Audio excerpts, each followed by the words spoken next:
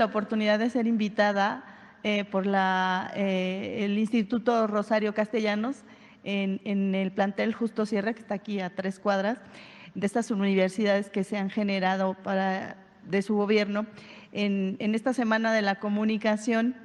Y ahí las alumnas y los alumnos pues me hicieron el honor de invitarme para platicarles de mi experiencia de 15 años en el tema de la salud y el periodismo. Y le hice llegar a Jesús un videíto que le enviaron los chicos agradeciéndole algunas cosas, pero entre ellos me preguntan, me pidieron que yo le hiciera favor de preguntarle qué títulos de libros considera usted que serían pertinentes que estas jóvenes y estos jóvenes leyeran durante su formación académica en materia científica o de periodismo, algo que usted considere que les pueda ser de utilidad. Y también me decían que cuando a usted no lo han leído, ¿cómo sería lo ideal? ¿Con cuál título de los que usted ha escrito sería recomendable comenzar? O desde el primero que usted escribió y hasta ahora el de Gracias, ¿cuál sería, presidente? Gracias. Pues todos los textos son buenos para el periodismo. Hay, por ejemplo, pues un buen trabajo. Yo creo que eso ya ellos lo han visto en sus materias, pues todo lo que fue el periodismo en la época de la República Restaurada, pues el mejor periodismo para mí. Era un periodismo de análisis crítico y eran muy buenos periodistas. La época de Zarco, por ejemplo, y otros periodistas de ese entonces. Bueno, Justo Sierra, que al inicio tenía una postura bastante progresista, don Justo y uno de sus hermanos, ellos fueron primero opositores a Porfirio Díaz como periodistas, estuvieron a favor de José María Iglesias, en contra de Porfirio, pero Porfirio era maestro, ¿no?, en el arte de la cooptación. Claro, mucho mejor que Salinas en ese y en otros aspectos. Entonces fue atrayendo a todos sus opositores. La frase de que ese gallo quiere maíz tiene que ver con eso, pero era más elegante, más refinado, sobre todo los operadores. Él era rudo, se estaba puliendo, pero tenía mucha sensibilidad política. Entonces, jaló a los periodistas opositores, entre ellos a los hermanos Sierra, y los empezó a financiar para que crearan un periódico que se llamaba La Libertad. Y era muy buen periódico. Y empezaron a justificar el porfiriato, que desde el principio fue una dictadura, porque hay quienes sostienen que fue un proceso, que la dictadura llegó hasta el final. No, no, no, no, no. Desde que llegó Porfirio, llegó con la intención de quedarse. como sucedió.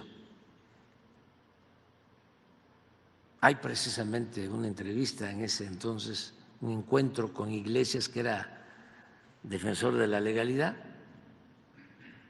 y que Iglesias reclamaba de que a él le correspondía la presidencia interina cuando Porfirio derrota militarmente al gobierno de Lerdo, y en la plática, allá en Querétaro, en una hacienda, le dice Porfirio, 1876, dice, mire, en la política como en la guerra, el que tiene la fuerza tiene el poder. Y yo tengo la fuerza. Usted, Iglesias, le decía, muy sensato, ¿no? Como era el presidente de la Suprema Corte, le correspondía ser presidente interino y convocar elecciones. Cumpla con la formalidad y usted seguramente va a ganar. No, de ahí viene esa frase. El que tiene la fuerza tiene el poder. Como él había ganado la batalla de Tecoac en Tlaxcala, que le permitió tomar la Ciudad de México y echar de la presidencia a Sebastián Lerdo de Tejada, pues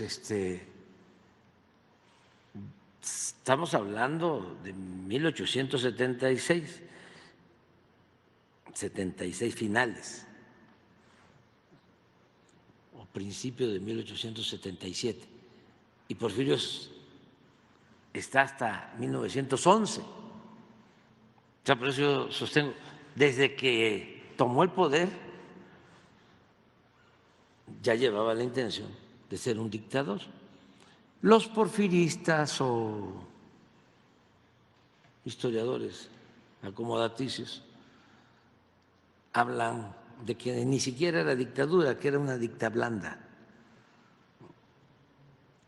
o que sí fue dictadura, pero que al final no, desde el principio. Entonces, él empieza a cooptar lo que significa cooptar, que de manera más cruda, es comprar a sus opositores, al grado que cooptó al que terminaría siendo su suegro,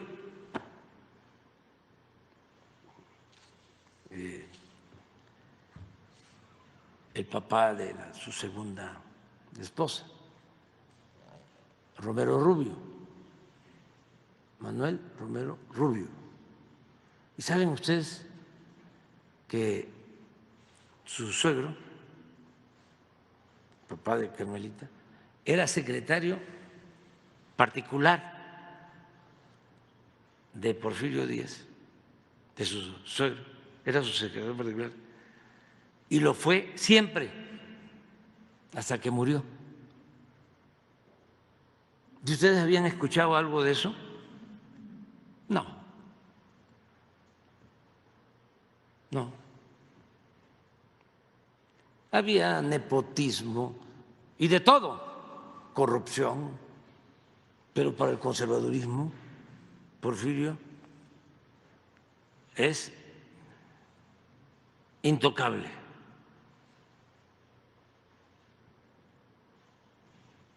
Pues él jala, atrae, lo cierra, forman este periódico, La Libertad.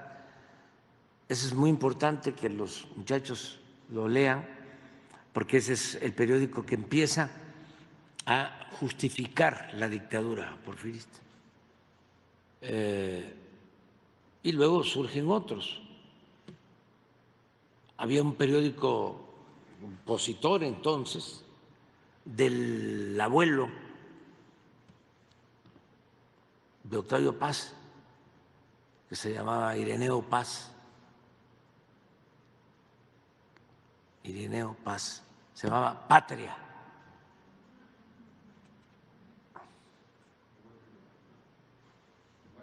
En Cuba.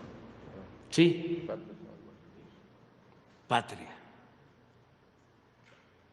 Que hablando de Ireneo Paz y de Justo Sierra, antes habían duelos.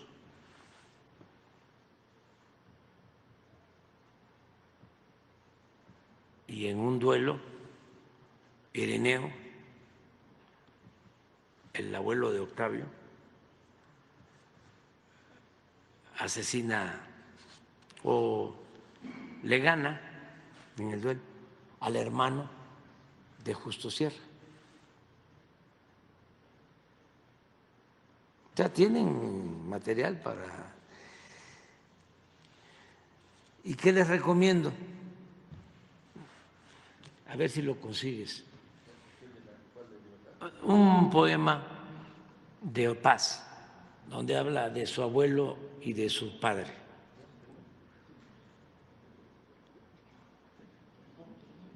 Porque su padre, de Octavio Paz, fue zapatista. Y su abuelo era liberal. Ah, está, La Libertad. Era el de Linneo, ¿ah? Sí. No, este es el de Justo Sierra y su No, hermano. no, no, no. Ese sí, ese es el de Justo Sierra, La Libertad, y el otro es Patria, el de Irene. Ah, pero es muy interesante porque el primer número de este periódico, dicen los editores, llegamos a un acuerdo con el gobierno, así como Aguilar Camín. Dice, nos van a subvencionar, o sea, nos van a dar dinero para publicar el periódico, pero han hecho el compromiso de no intervenir en nuestra política editorial. Entonces ya nada más yo me volteo así. ¿Y qué anda haciendo, compadre? Porque así le dijo Manuel González a Porfirio Díaz cuando lo fue a ver, que empezó a jalar los cajones. ¿Y qué anda buscando?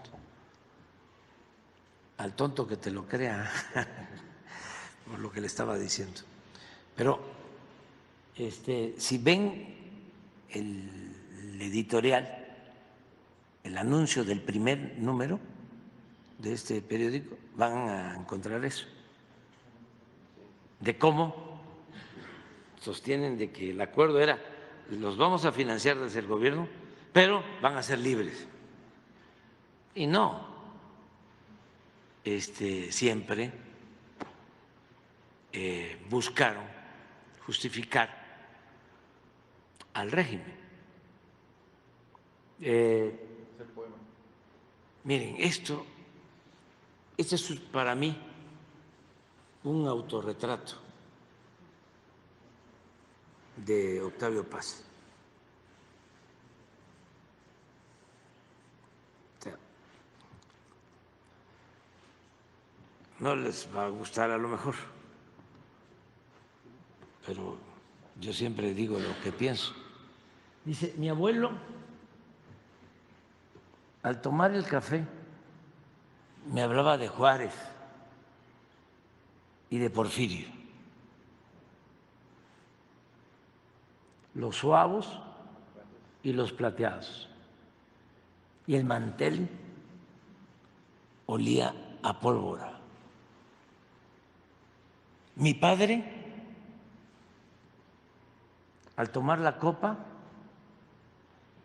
me hablaba de Zapata y de Villa, Sotoygama y Flores Magón, y el mantel olía a pólvora. pero esa es la revelación. Yo me quedaba callado.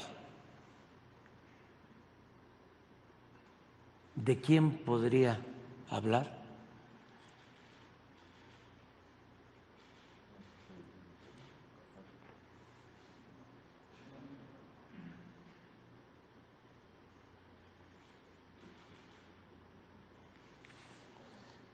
Entonces, esa época es, don Justo terminó siendo secretario de Educación, considerado el maestro de América,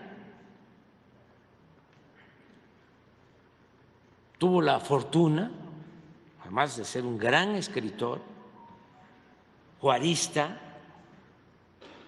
tuvo la fortuna de fallecer antes de que concluyera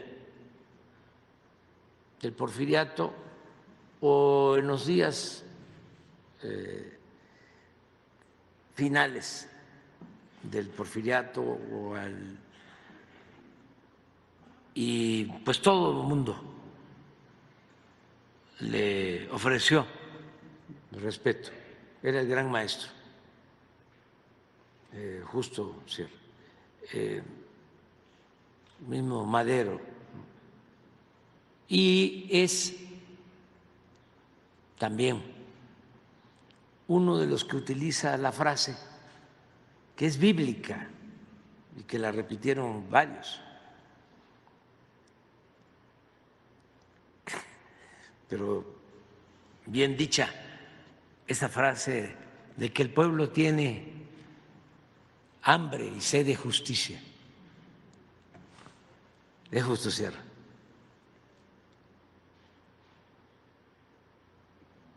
Pero ya la habían dicho otros, bueno, es bíblica.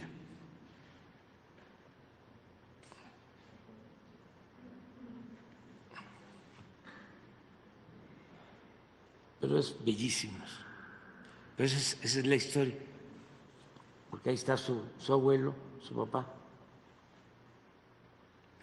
de Octavio.